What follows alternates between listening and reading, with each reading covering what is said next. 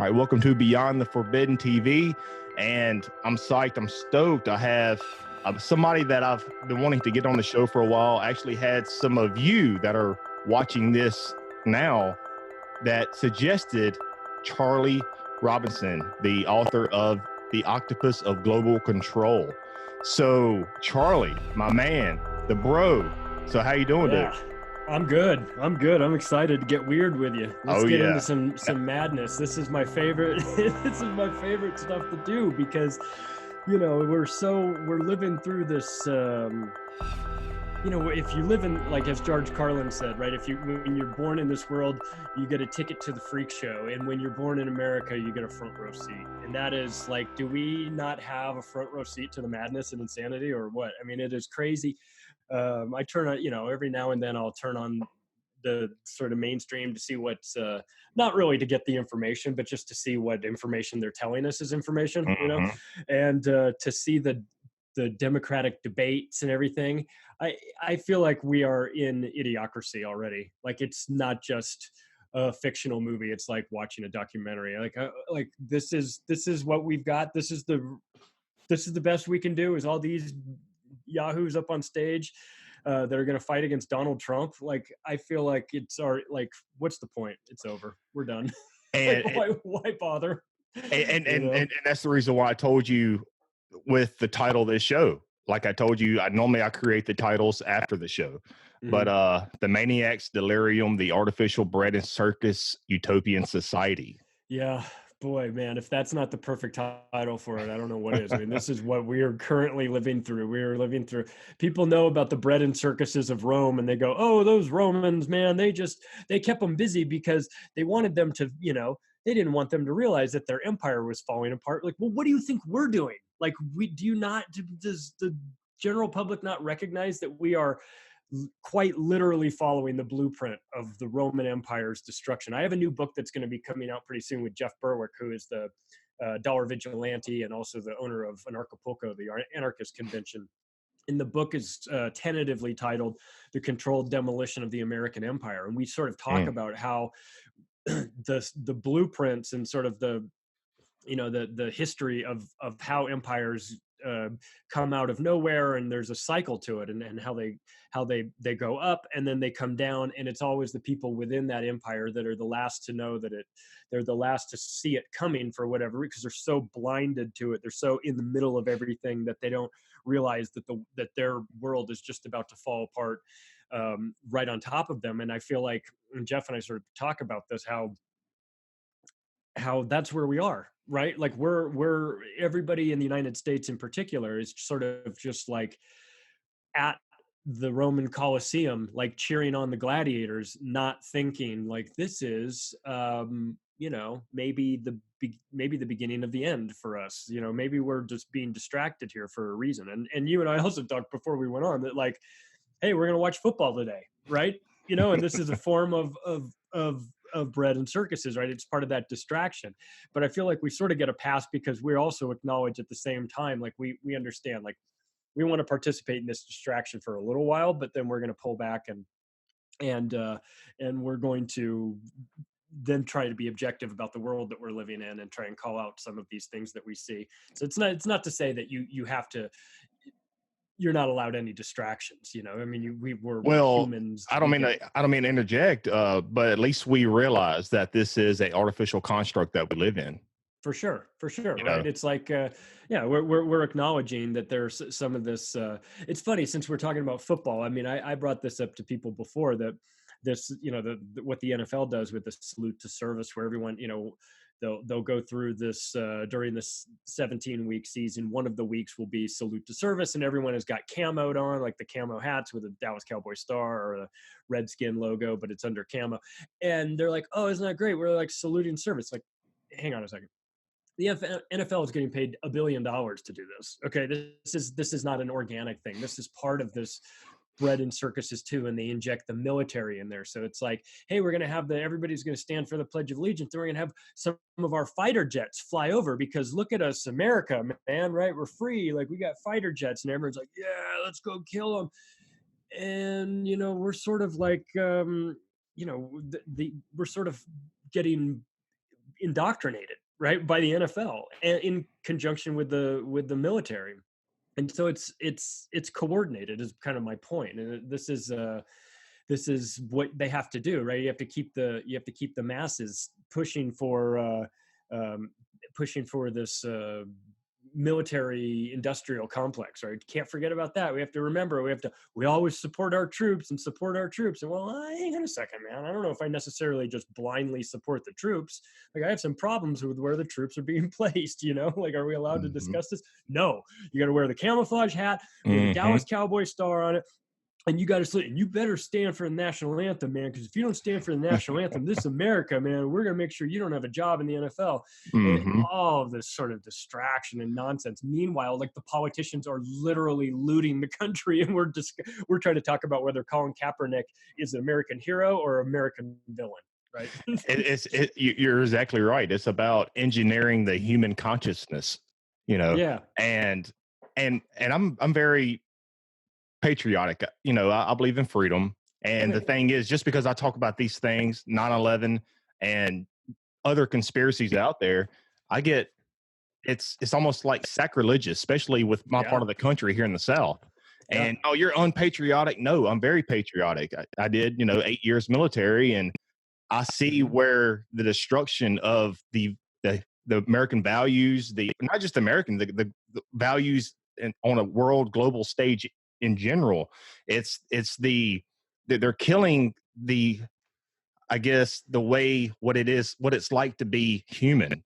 They're killing the family values. And it just, the rabbit hole keeps getting deeper and deeper. It's crazy how far we've gone down that rabbit hole. Right. And we're a couple days after the 18th anniversary of 9/11. And there's this sort of weird mentality that some people have, that if you're discussing what really happened in 9/11, that you're somehow being disrespectful to the victims of it. And I just don't understand that, because, like, if somebody, if I walked outside my house and I was gunned down and the police came by and said, looks like he shot himself, right? Well, would my family be offended if somebody came forward and said, hey, I'm in the house across the street, I was on the balcony, I saw the whole thing, he didn't shoot himself, some guy drove up in a black car and shot him? And if my family said, how dare you disrespect his life by coming up and bringing up all of these all these facts, that would be insane, right? That doesn't make any sense. So it's not disrespect. In fact, it's the exact opposite. It's disrespectful to just blindly accept the official story without any sort of critical thinking, and then to just say, well, what comes out of that? Like, that blind allegiance that led us into multiple wars, which got guys like you in there, and you guys are now, you're in the line of fire over what? Is it over something real? Like, I mean, at that point, it's like, I'm sure your mentality was, I'm going to protect the people that I'm with, and I'm going to get my ass home, right? And I'm not that was a part of my awakening process. See, that it all seemed like a bread and circus. It seemed like this was and why do you think they call it a theater?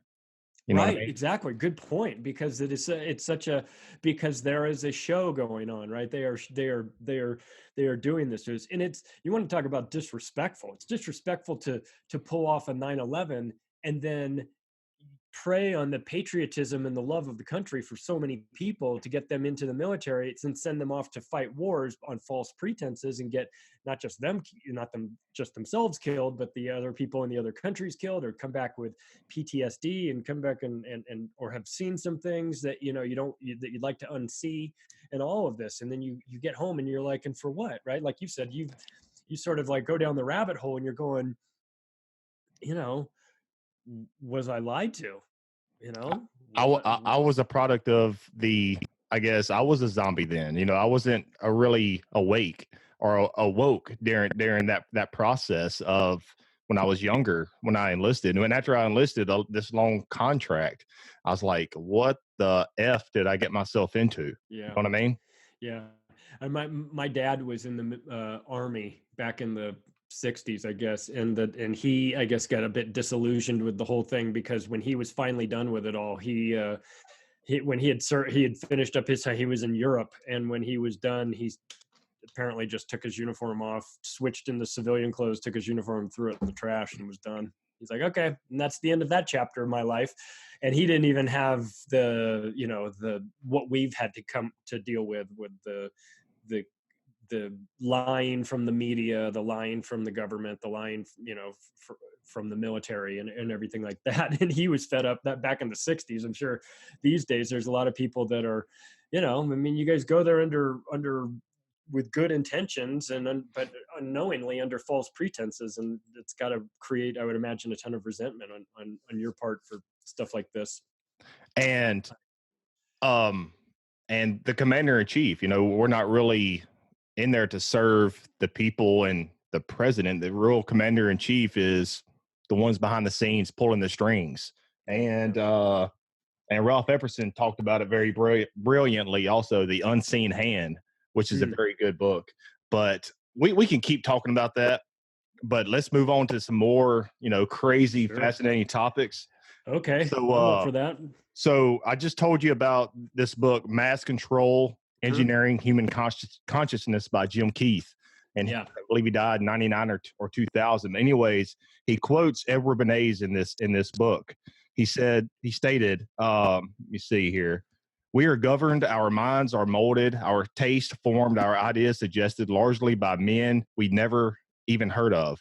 Whatever attitude one chooses to take toward this condition, it remains a fact that in almost every act of our daily lives, whether in the sphere of politics or business, our social conduct or our ethical thinking, we are dominated by a relatively small number of persons, a trifling fraction of our 120 million. Our population is more than that now. This is in the 90s. Who understand the mental process and social patterns of the masses. It is they who pull the wires which control the public mind and who harness social forces and contrive new ways to blind and guide the world. Yeah, wow, man. It's deep. It's deep. It's deep, and it's true. And Edward Bernays, you know, got his start. He's sort of the godfather of public relations, the guy that was deemed to have created that that whole industry. And part of how he got started with it, I think this will appeal to some of all of us tinfoil hat wearing conspiracy theorists here, is that he was hired by Alcoa, the aluminum company of America, to what had happened was when they were making aluminum, they were processing it, and they had to use a chemical called sodium fluoride that was part of the aluminum manufacturing process. And then it was a waste product that came after it. They didn't know what to do with it. They didn't have anywhere to put it and anything. They're just piling up this toxic waste. And they hired Edward Bernays, and he launched a campaign that said that maybe what we can do is we can try and show that sodium fluoride, or that fluoride, is good for your teeth, right? We can bring in some dirty scientists and we can say that it's good for your teeth. And we'll have the 4 out of 5 scientists say that fluoride's really good for your teeth.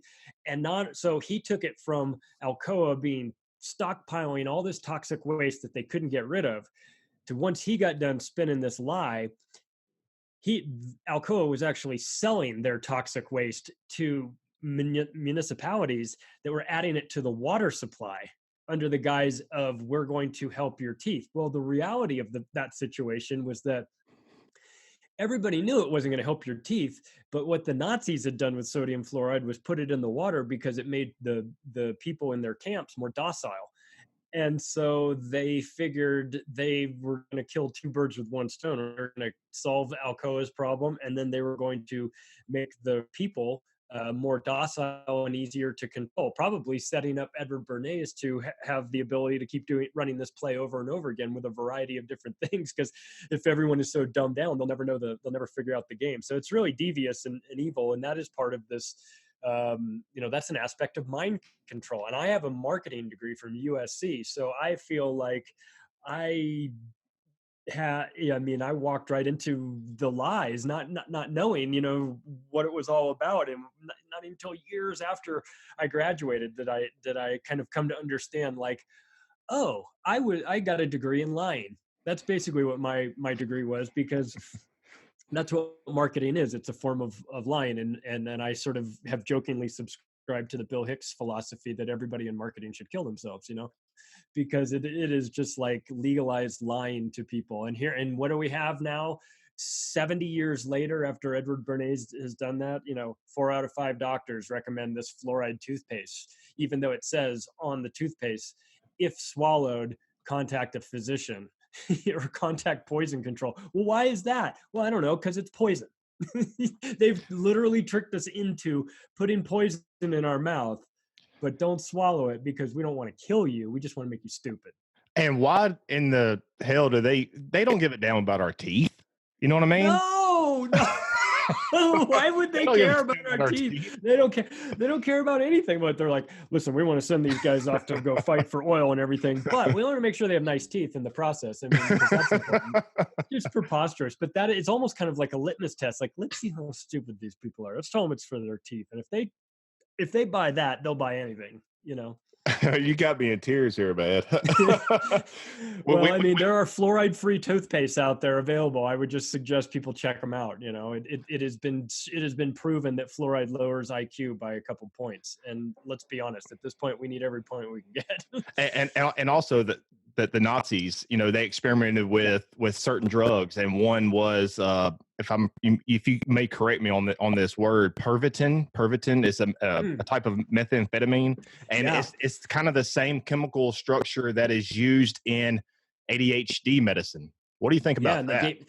Well, they gave it to tank commanders so that they could, they're talking about the Blitzkrieg, and part of the fear of the German infantry was the speed at which they moved and at which the tanks moved. Well, the reason why the tanks moved so fast is because everybody that was in those tanks were hopped up on speed. That's how they were doing it. There's actually a pretty good documentary I just saw maybe 2 months ago that was about that. It was about the Pervitin in particular, talking about how these guys were having psychotic breaks because of it too, because there's no letdown. I mean, if you're a tank commander or a tank just in a tank group in Nazi Germany from 39 to 43 or so, in that range, you're going nonstop. It wasn't like Hitler was like rotating you out to get a nice long vacation anywhere. So these guys were tweaking pretty hard, and that was impacting a lot of things. First of all, their judgment. It was taking it was making them more savage in a way, because they were not seeing that, they were being told that they were sort of godlike, and that they had super energy, and they had the best weapons, and they had the best training and all of this stuff. And so they were hallucinating at points where they had been on speed for weeks at a time. And so when you come across the enemy, you're a savage at that point. They're massacring people and not giving it much thought, because they weren't thinking. I mean, not to mention the fact that it's just war in general, but add on top of that the fact that they haven't slept in a couple weeks and that they've been hopped up on speed the whole time. Yeah, it's crazy. And that is that also wound up, being something that Hitler had big problems with as well. I mean, he was getting injected with speed multiple times a day by the end of the war. And it really all boils down to what we're talking about, is, I guess, what we're talking about, mind control. We're talking about, we're going down this rabbit hole. But what's leading me to this next quote is by H.P. Lovecraft. Now, I got blasted on Instagram. I've had it a few months now, and it's up to right at 7,000 followers. And I've had some good. This quote I'm about to tell you, and it seems like they don't understand the underlying message that H.P. Lovecraft is trying to say here.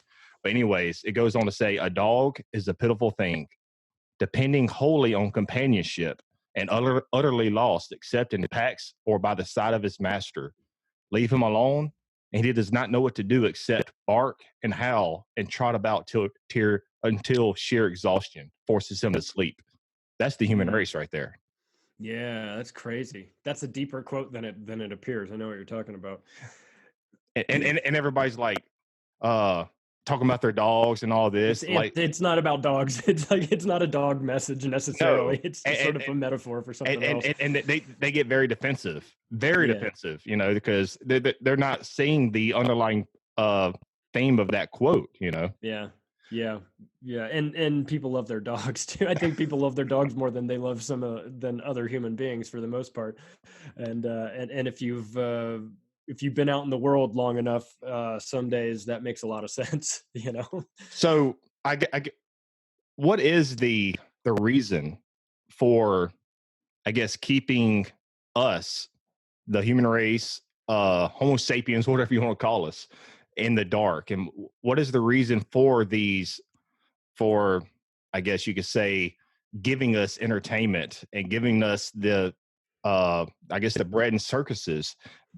Because I know we explained it a little bit, but what is the deeper, more esoteric, sinister agenda at play here?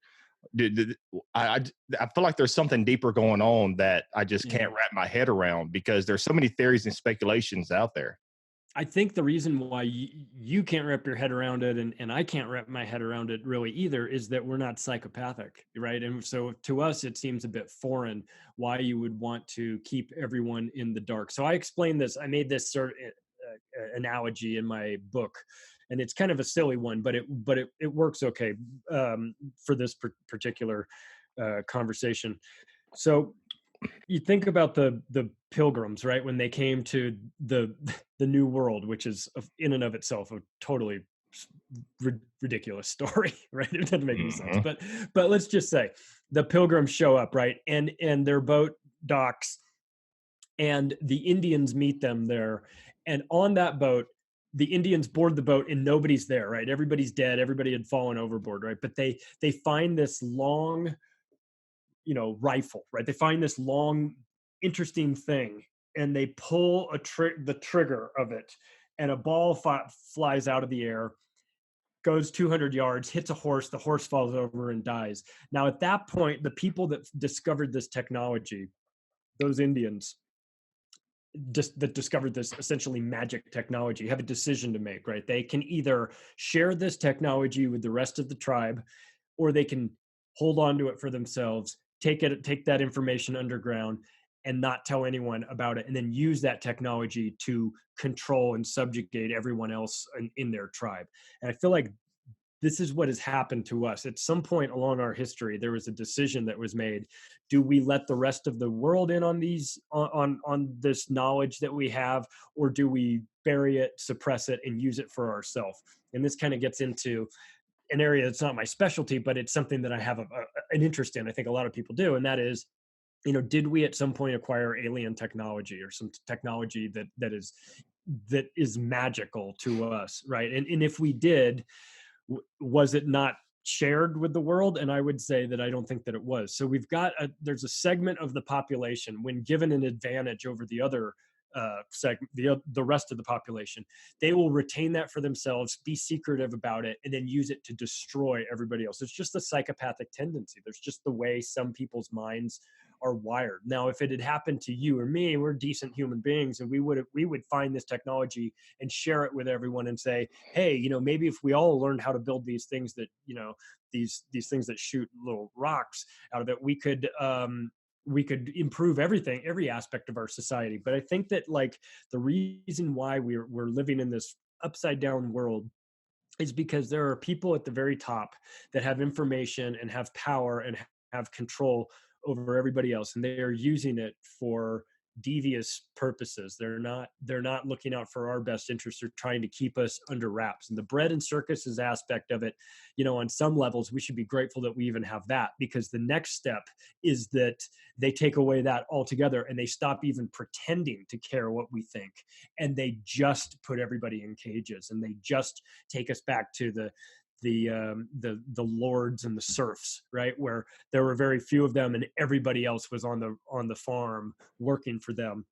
And that's unfortunately the direction we're going. And one of the things we kind of we're talking about is that, like, how are we going to we're going into this new era of these new digital 5G technologies. And of course, it's being spun to us as, isn't this great? You're going to get your internet faster. Well, my internet's pretty fast right now. I don't have any complaints. Do I need that even more? What I do have a complaint about is, hey, have you tested this 5G to see if it's going to give me brain cancer in 6 weeks? Because apparently you haven't.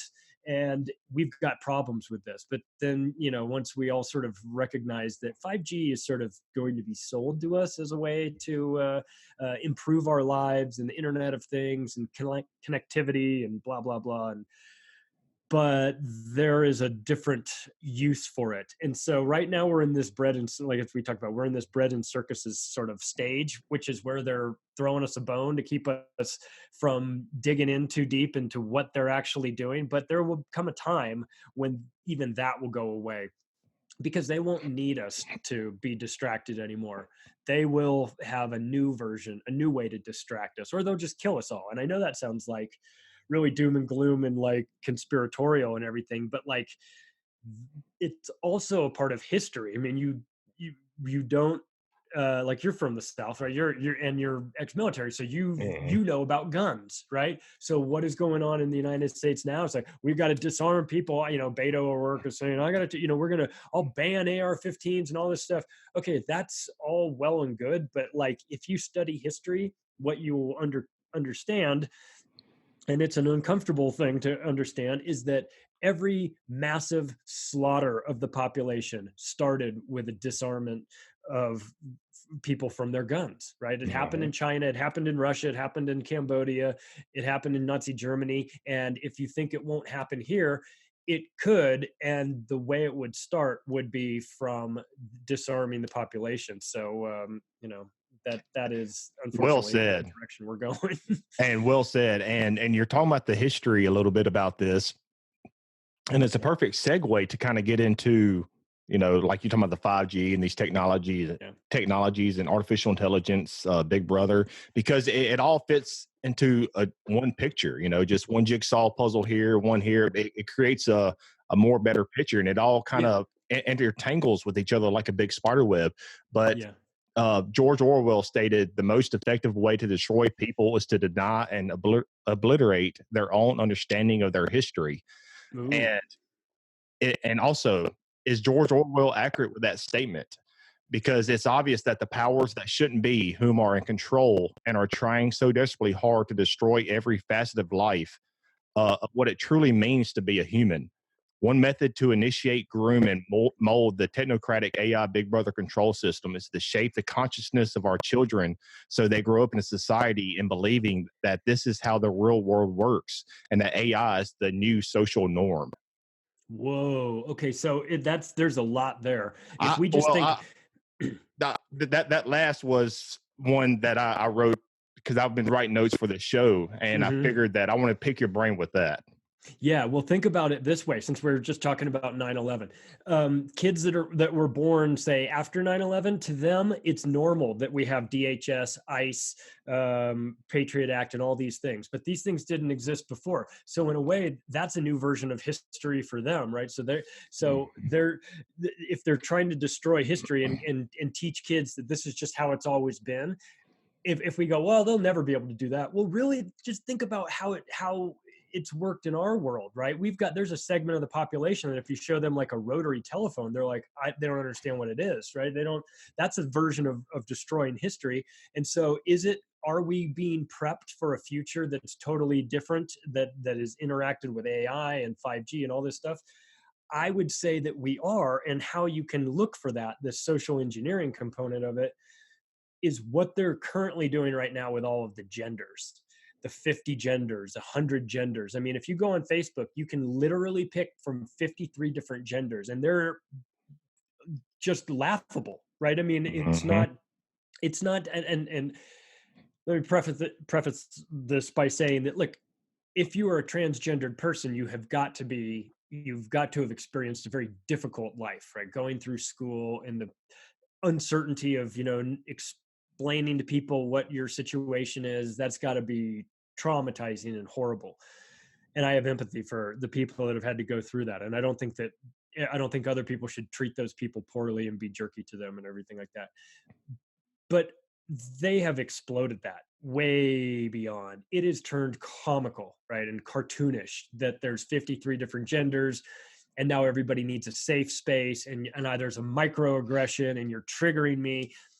And this is all, of course, nonsense. But for kids, that are growing up, this is going to be the world, the only world that they know, that they remember, is when you can get your professor fired for misgendering someone.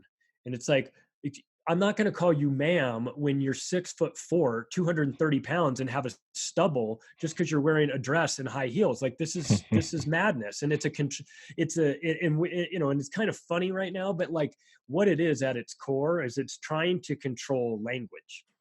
It's trying to control the way we label people and describe people. And everyone's like, don't put labels on me. Well, we have to do that as human beings. We have to sort of narrow down the sample size to more like, bite-sized pieces. And part of that is by saying, you are a man who's a white male living in the United States, and you're this age range. And that all that stuff does is sort of narrow things down. That's why when you say, oh yeah, I was talking to my friend, I was with a guy who's a black guy. Well, why'd you throw that in there? Well, I threw that in there to differentiate between the white guy I was talking about and the black guy. So we all put labels on people, and that's fine. But now it's to the point where if you put the wrong label on someone, you've got to lose your job.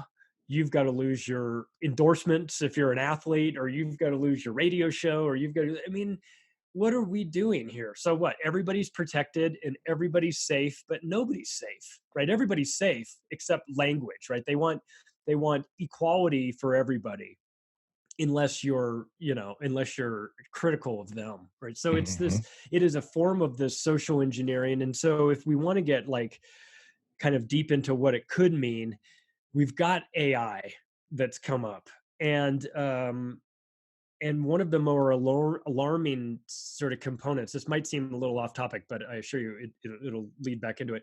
When Jeffrey Epstein was busted, obviously there was the child trafficking and all of this stuff, but one of the more alarming components that has gone a bit underreported is that his involvement in financing artificial intelligence, and he has been really involved in it. And if you remember that robot, that Sophia robot they made in Saudi Arabia, and they granted it citizenship, and it was kind of like a PR stunt, but that whole thing came out, and Ben Goertzel was one of the guys that worked on that. Well, Jeffrey Epstein financed Ben Goertzel to create Little Sophia, which was an AI robot designed for 8-year-old girls.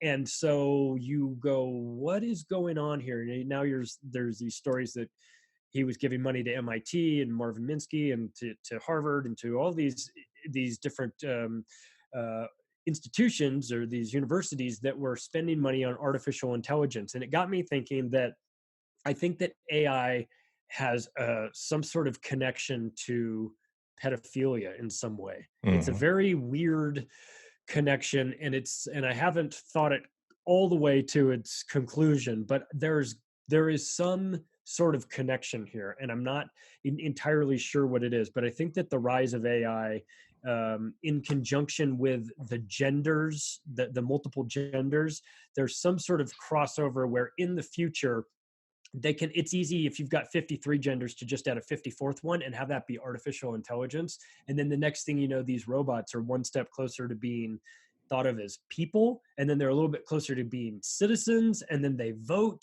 and then where does this whole thing stop, right? And so 5G, AI, pedophilia, there's some sort of weird connection there. Not a very obvious one, but there's something more to it. And so I would just tell people that before they start demanding 5G for their phones and for their home Wi-Fi and everything like that, take a look into it, because there's a little bit more of a dark component to it. And same with AI. Before, we're slowly inviting AI into our homes, right? With the Alexa and things like that, and Nest cameras. And what happened with Google? Google got busted putting microphones in their Nest thermostats. You're like, we don't know how they got in there.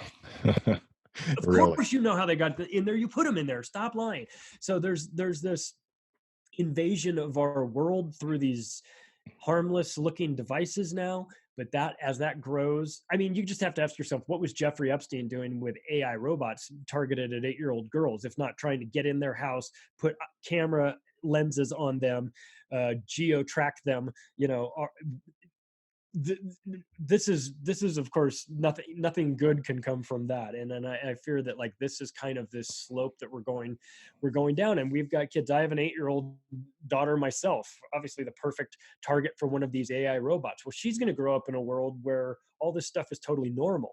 where I guess we all kind of have that story, right? We're like, I grew up with records and now there's CDs. So obviously things get better and technology advances and everything, but some of this technology is like a Trojan horse, right? It's allowing some potentially bad things into our life under the sort of false pretenses that it's going to help us.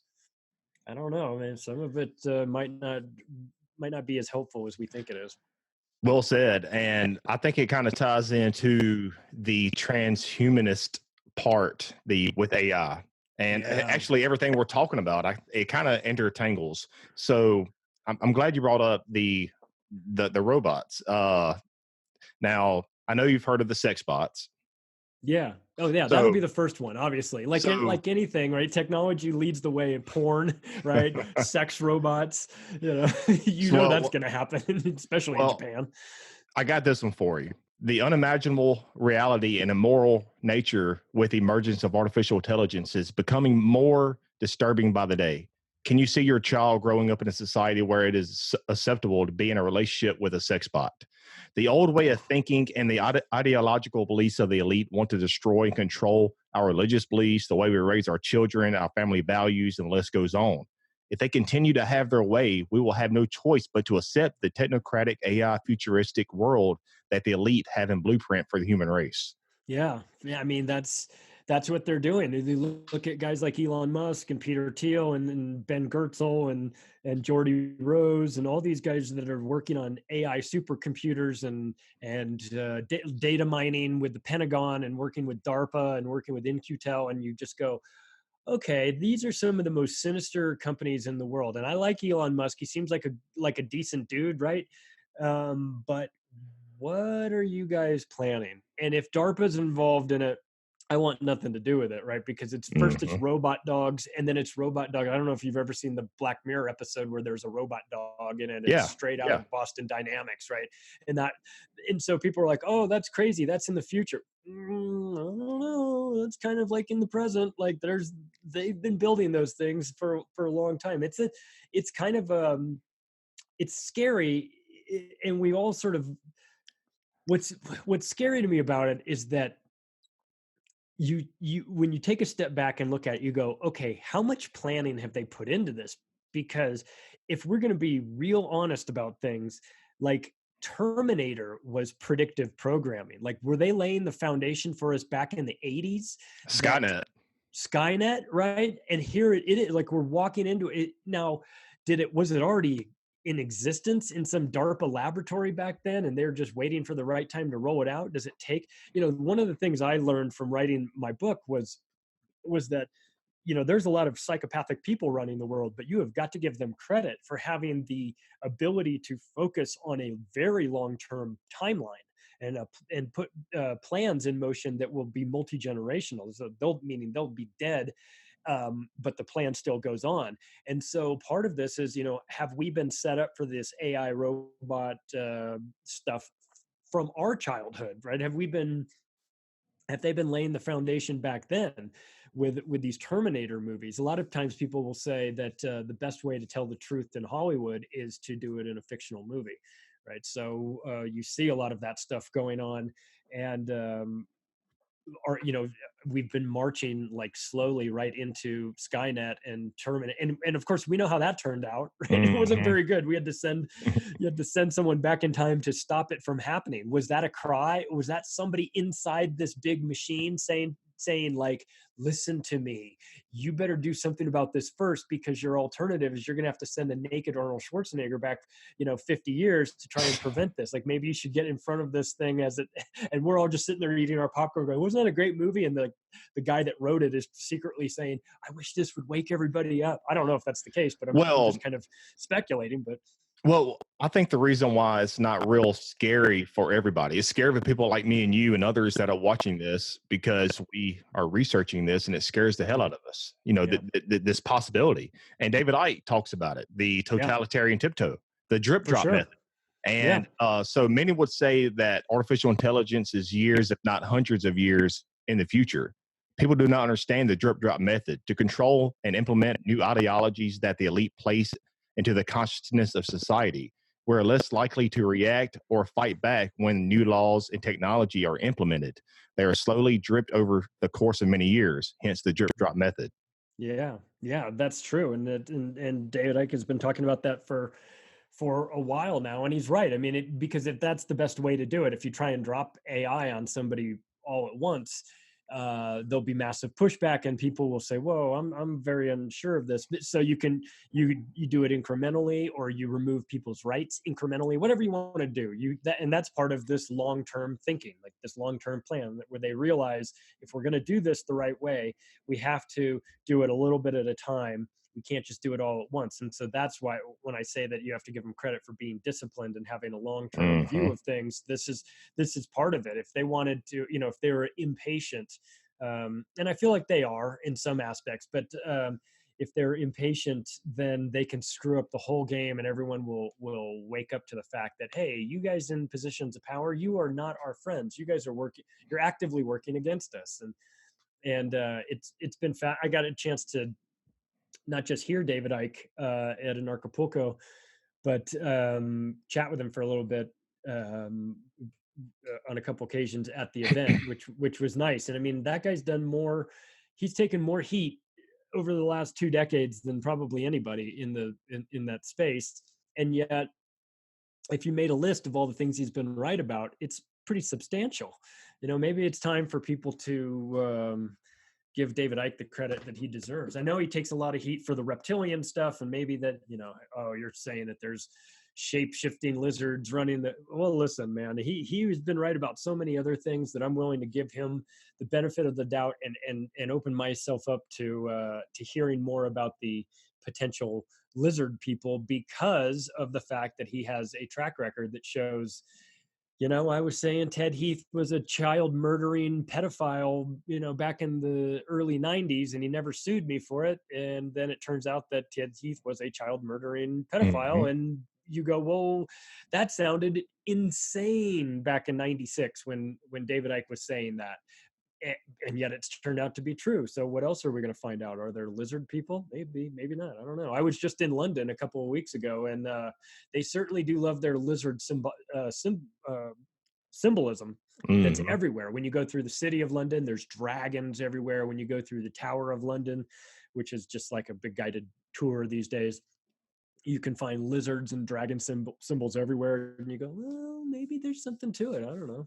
Now, I do think there is something to that. We're not going to get too much into this, but, I don't think it's necessarily, it's possible, I can't say if they're shapeshifters, but if I had to put my money on it, I would say it's part of the bloodline that goes back to ancient times. Yeah. That's and the that's a weird thing. Yeah. Forever.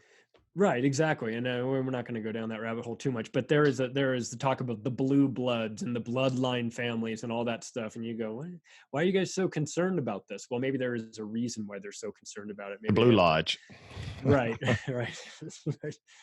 But while we're still kind of on this AI and technocratic society, now this is this quote by, I can never say his name right, Zbigniew Brzezinski.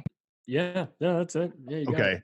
The technocratic era involves the gradual appearance of a more controlled society. Such a society would be dominated by an elite, unrestrained by traditional values. Soon it will be possible to assert almost continuous surveillance over every citizen and maintain up-to-date, complete files containing even the most personal information about the citizen. These files will be subject to instantaneous retrieval by the authorities. Yeah. Well, first of all, Brzezinski was a psychopath, right? And so to him, he's reading this, he's writing this, and we're listening to it as, this is insane, right? This is crazy. But to him, he's saying, well, this is how you do it. This is what you need to do, right? Because he's in that higher level, right? He's in that control group where everybody else is in his mind beneath him. Well, so to people that hear that and they go, well, that sounds crazy, right? That's something that this guy wrote in the 70s. That is a perfect description of the social credit system that is currently operating in China. It's there. It's not, this is Zbigniew Brzezinski's dream, right? This is This is instantaneous retrieval by the authorities. This is you know, they're having the ability to have access to everybody's pertinent information, private information at the, you know, right away. This is what they do in China. So if you go to Shenzhen and you're on a bus in China and you're a Chinese citizen and you get on the bus and you're smoking and it's illegal to smoke on the bus, the facial recognition cameras in that bus will match you up, your face to your cell phone within a matter of seconds. And by the time you get off that bus and you're walking down the street to your house or your job or wherever you were going, you will get a notification on your cell phone that your account, you have an account, sort of like a PayPal account. In China, they use QR codes for lots of things. They buy and sell using, you know, with their phone using QR codes, and it's deducted out of this account, sort of like a PayPal account.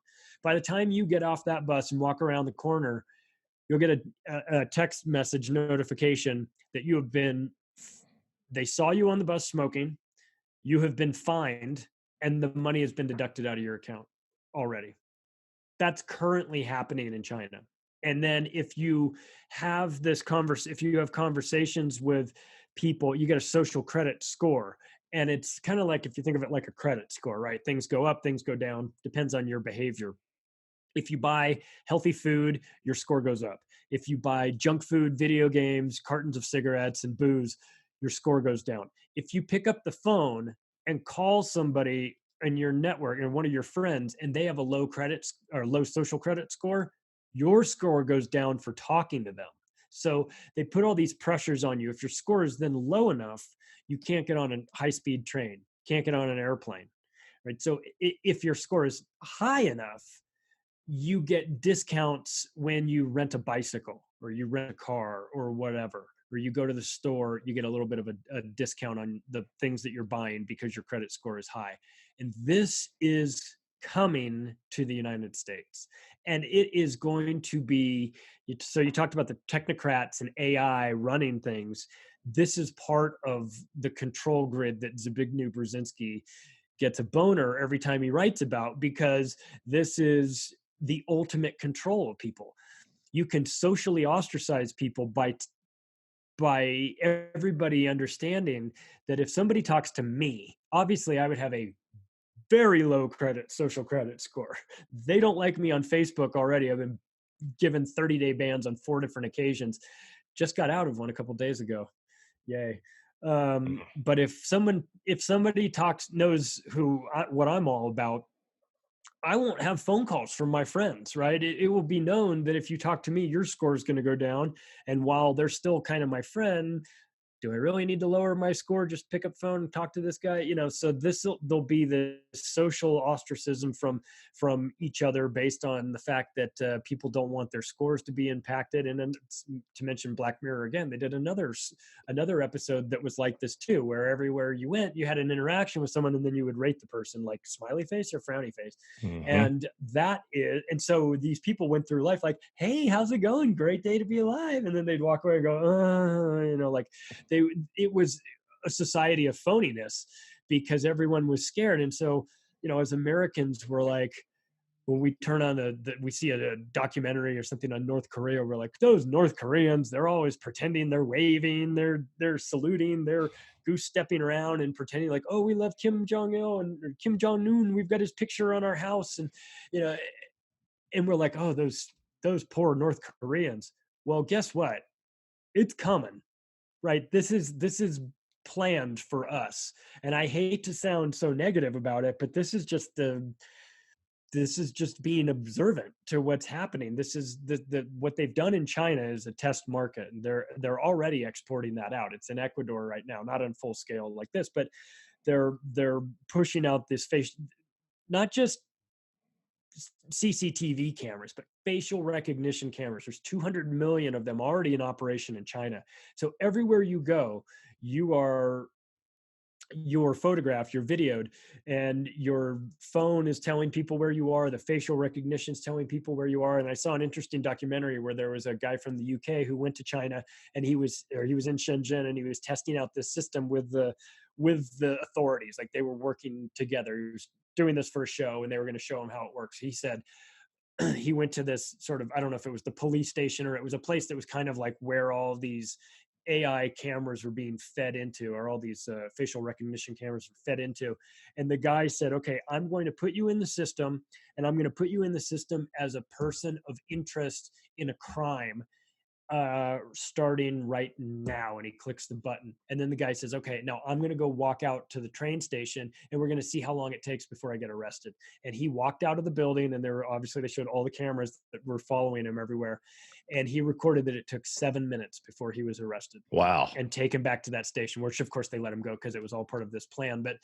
But that just showed how it was working currently in China. And so what are these technocrats doing in the US, talking about 5G, talking about AI, talking about monitoring everybody's behavior?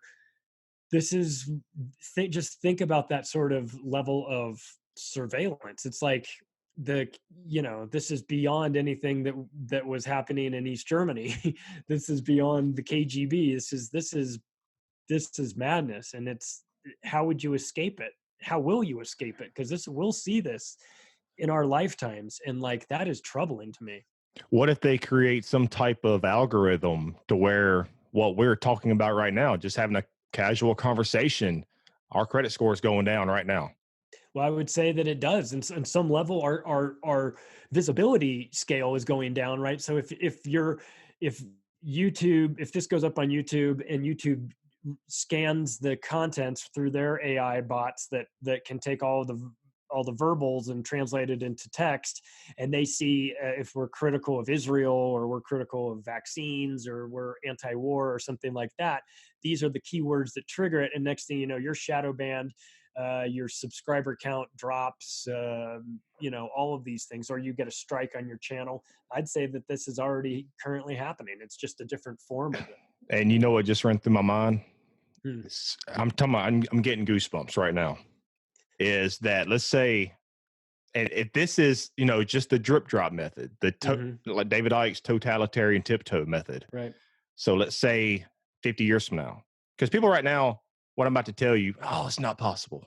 Yeah. Let's say 100 years from now, people like us are going to be euthanized. Yeah. That they are going to try to take us to like Nazi concentration camps and kill us.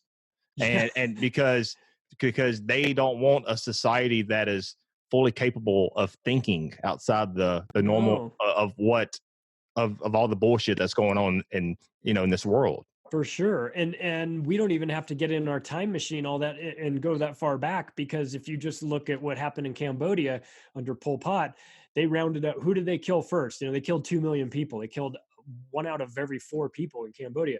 The first people that they murdered were the intellectuals, the people that were doctors, lawyers, professors, authors, and engineers, and all those people. They wanted those people because those are the people that could stand up and say, hey, everybody, this is headed in a very bad direction, and we're about to get taken out by these maniacs that are running this country. So what did they do? They silenced all those people first. So when you talk about the possibility that conversations like this would be banned, the next logical step would be the people themselves would be banned, and the next step after that is that the people would just be shot or killed or whatever. And people that are dismissive of that and say, oh, you conspiracy theorists with your crazy ideas. Well, like, listen, man, this is what happens.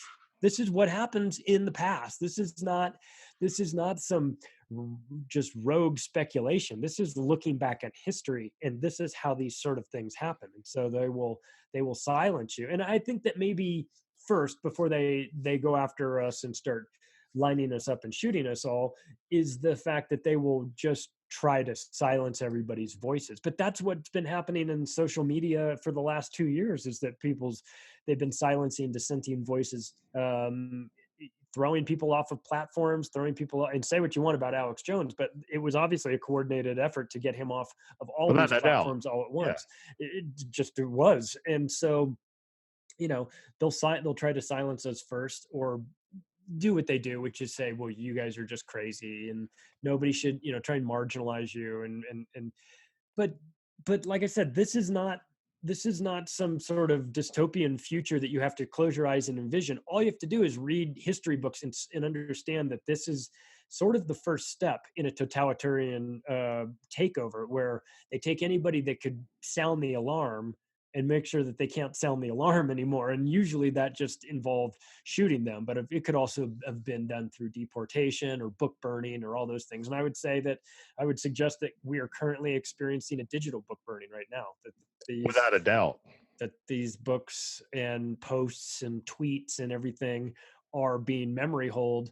And that's what happens when you've got people that are trying to that's what happens when people in positions of power are up to no good, and the other people are trying to expose that. Now, if the people in positions of power were conducting themselves decently, there wouldn't be the need to go out and silence the public, right? There wouldn't be the need to control everybody. The reason why they want to control everyone is they want to control them and keep them from digging up the fact that they're up to no good. This is sort of at its core, the reason for the silencing, the reason for the book burning, is that they don't want information that contradicts with the sort of bullshit world that they're trying to sell the rest of the population. And so if you create a problem for them, they will try to silence you however they can. But it also is an indication that you're on the right track too, right? If they're trying to silence you, then you must be talking about something important. I've mentioned the thing that got me banned on all 4 occasions from Facebook, and I won't even say the words on here because I think you'll understand, but it was a school shooting, an alleged school shooting with the initials SH. And if you mention that on Facebook, they will take your page down. They will do it every time. I was taken down on 3 30-day bans within 4 days of one another. They just kept stacking them on top of one another. And the reason was from posts that I had put up in 2017. Now, this happened this summer. So we're talking about 2 years earlier. They retroactively went through my history, found posts, literally found a meme that I had found on Facebook and reposted on my page. And that got me a 30-day ban because of the topic that it was about. So it makes you think, wow, they really either don't want you talking about this because it's offensive to somebody, or because you might be getting too close to a very inconvenient truth that they're trying to hide. So it always comes from the censorship, the silencing, the book burning, all this. It always comes in societies where the people at the top are up to no good, obviously. Right. And I can see your social credit score just dropping as we talk right now. It is. But seriously, it's not a joke though. But no. But the thing is, okay, you're talking about the social credit score. That's scary. Now, what if it's so low to where if it's you have to have it a certain range to be able to even get a job? Well, in China, there are people that are afraid to leave their house. Honestly, afraid to walk out of the door, because the minute they walk out of the door, they know that all eyes are on them, and their scores have gone so low for so many things that they don't want to deal with it. They don't want. So yeah, they can't live a normal life. And there are situations where you couldn't get a job, right? And it's kind of like the bridge to that will be the fact that if you go to a job interview currently, they talk about how they want to take a look at your social media profiles and go back through that before they hire you. That's a form of it right there. That's sort of the baby steps to that, right? This is an employer saying, well, before I make that final decision, I just want to go through and see if you're like a flaming racist, white supremacist. I probably should check this, because in the event that I hire you and someone in the company becomes friends with you on Facebook, and then they go, did you know that Bob is like totally into white supremacy? They can say, they'd have to be able to go through that and say, well, we checked him out and he looked fine to us. So this social credit score will affect your Charlie jobs. is a 9/11 inside jobber. We have to, Yeah. Go on to the next one. Oh yeah, for sure. That's what they will say. They will assign these things. It's reasonable to think that you'll have your picture, right? And then there will be certain tags attributed to you, to your social security number or your face or however they decide to do it. And it will be sort of things about you, right? You're this age, you work in this industry, you're married to this person, you have this many kids, you are a Republican or a Democrat or a libertarian, whatever, all these little tags. But one of them could very easily be 9/11 truther, you know, boom. And they put that on you, and then there goes your score down a little bit. And it's not until you figure out how to remove some of these negative tags that your life, your societal score goes back up. And that is no way to live, right? That's madness, because then you can't even, then you're in a world where you are self-censoring, and that's the most devious kind of censorship of all, because you do it to yourself just under the fear that there could be repercussions, and then the next thing you know, you've censored yourself so much that you're not even saying what's on your mind, and you're not free, and you're not being authentic about who you are, and you're not having normal conversations with people about things you would normally talk about. You're self-censoring, and that's what they would want, right? That would be the best form of it, because then it keeps everyone sort of checking each other. And then you take it the next step further. When I talked about how this China's social credit system, where your friends will get dinged if you have a low credit score and they're talking to you, well, how is that very different from what they have in North Korea, where it's your neighbors pick up the phone, call the police station and say, I think that my neighbor is doing this. And then the next thing you know, you and all three generations of your family are in some salt mine, with sledgehammers for the rest of your life. And like that happens. That's going on in certain countries in this world right now. And as Americans, we're like, that'll never happen here. And I hope it never happens here. But if we're objective and honest about things, we're headed in a very dystopian direction right now. It's like all the signs are there. It's the Orwellian nightmare, because George Orwell talked about it in 1984, which is newspeak. Yeah. The limit of free thought and speech, and we've been seeing that for a while. Yeah, and it's devastating, right? We have they manipulate words on television. They manipulate the way, like that's what they talked about in Orwell. One of the ways they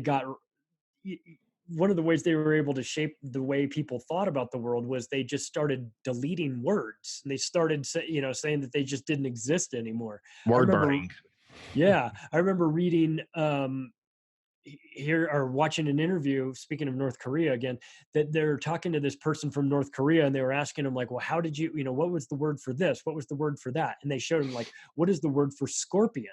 And they said, we don't have a word for scorpion. We're like, well, why not? They said, because we don't have scorpions, so why would we ever need a word for them? We'll never see one. We'll never know one. They don't exist to us. And you're like, oh my God. Like, okay, we're just talking about a particular animal, but what if that was what if instead of getting rid of the word scorpion, you got rid of the word freedom? Or, like, and it just didn't exist. You didn't have a word for it. So there was no concept for it because there was no word for it. And so you stopped even being able to think about something like that. And it sounds crazy to us. I mean, it sounds like something you kind of need to get a little bit high and then think about, but it is, it's something that the maniacs in positions of power would love to have the ability to just delete words, phrases, sentences.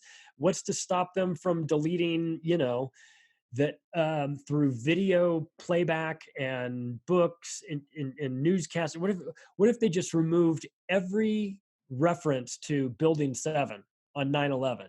And so you're trying to explain to people, well, did you know a third building fell on 9/11? And they're like, what are you talking about? And you're like, well, let me just show you. Let me pull up the information it shows. And you couldn't ever find it. You would look like a maniac trying to explain to people that a third building came down, and you couldn't show it anywhere. You couldn't find footage of it. You couldn't find references to it in the book. Like, that's a real possibility that sometime in the future they will go back and they will remove events. You know, how they say history is written by the victors. I mean, it would be a literal interpretation of that, where you would go back and look for things like, a prime example of this is the Amazon series, The Man in the High Castle, which is a series about what had happened if World War II had gone a different way, and the Germans and the Japanese won, and then they divided up America, and Germans got the eastern half of the Rockies, and the Japanese got the western half. And one of the things in there was that there was this guy that was making movies, and some of the movies he was making was showing the bombing of Hiroshima and Nagasaki, but nobody in this reality knew about that. It didn't happen to them in their dimension, you know? So it's a very trippy thing to be able to like remove events, remove words, remove people. Obviously you can remove people from history, but just to remove entire events like they didn't even happen. And what does that do to you? What does that do to our history moving forward? Like, you can't be wary of like history repeating itself if that history doesn't even exist anymore, because somebody has manipulated it and changed it. And that's part of what 1984 in Orwell's book was about, was the manipulation of history and words, and how they said, you know, we'd always been at war with, you know, Oceania had always been at war. And so you go, oh my God, that's crazy. That's a science fiction book. But is it really? I mean, couldn't that really happen to us? I think it could, especially when you consider how advanced the technology is getting and how stupid the people are getting. You know, like technology is going like this and intelligence is going like this from the masses, and that is like a very alarming thing. And so when, you know, before everyone is so quick to say, oh, that would never happen here, like, give it enough of a timeline. It really could. It could very easily happen here. Well, Charlie, man, we could be talking about this forever. I know. So, because, you know, I know people's attention span. I know my attention span. You know, we have to keep this. We could have the interview for 3 hours. My attention span too. Mine too. So this will be part 1 of our discussion, and we'll go deeper down that rabbit hole in the near future and to discuss some more crazy, fascinating topics, man. But I will definitely, I guess, give people, I guess, maybe your website and your Facebook page. Sure. Yeah, you can. My Facebook page. Well, if I'm not responding to you on Facebook, it might be me. It might be because I'm in Facebook jail, but it's the Facebook / the Octopus of Global Control. And then my website is the octopusofglobalcontrol.com. If you like the book, if you want to get it for like friends or family and try and see if maybe you can help to wake them up, the digital version is available on my website. If you just contribute like $10 or more to me, I'll give you the digital version. If you like the paperback, that's available on Amazon and barnesandnoble.com. And so you can check that out there. And if people are interested in getting out, once it gets to be February, it gets a little bit colder around the world. If you want to get out of the cold for a couple days, I'll be speaking at an Acapulco again in Acapulco, Mexico, middle of February.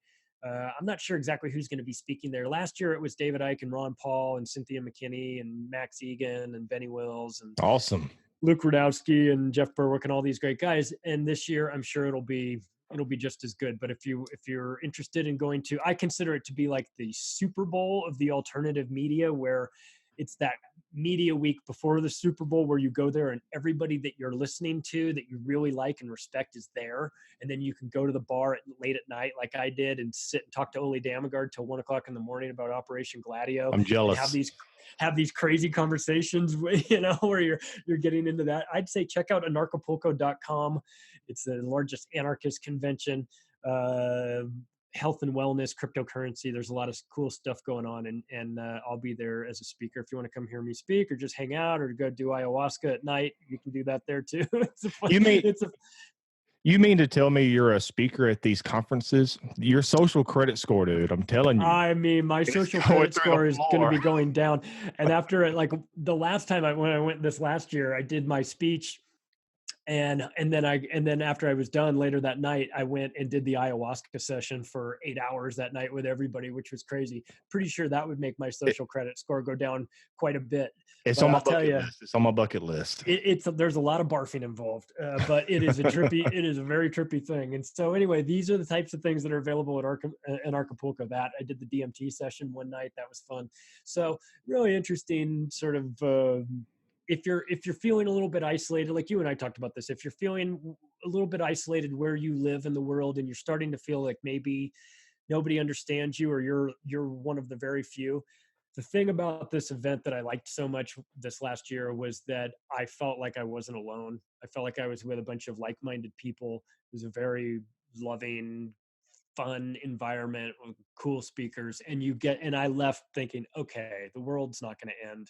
We've got a lot of very smart people that are working on things. There's a lot of people from all over the world that are thinking about the same sorts of things that I'm thinking about, and I like that. So I left feeling actually very positive. I know our conversation has been sort of talking about this dystopian nightmare that is a possibility, but there is a lot to be optimistic about. And the fact is that as long as there's good people around, and we sort of connect with one another, we can, the game's not over yet. We can still turn it around. We can still put our foot down and say, we're not going to participate in this stuff.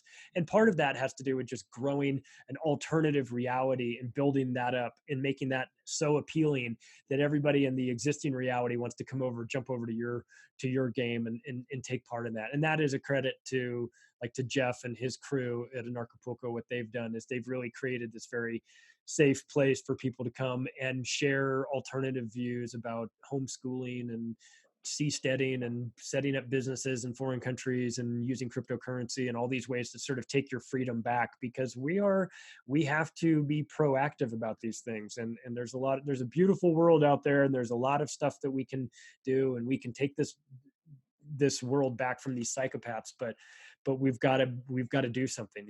We can't just be witnesses. We have to actually participate in it. So so we'll get Exactly. into this. We'll do this our next time For around. part two, my friend. Part For two. part two, you got it.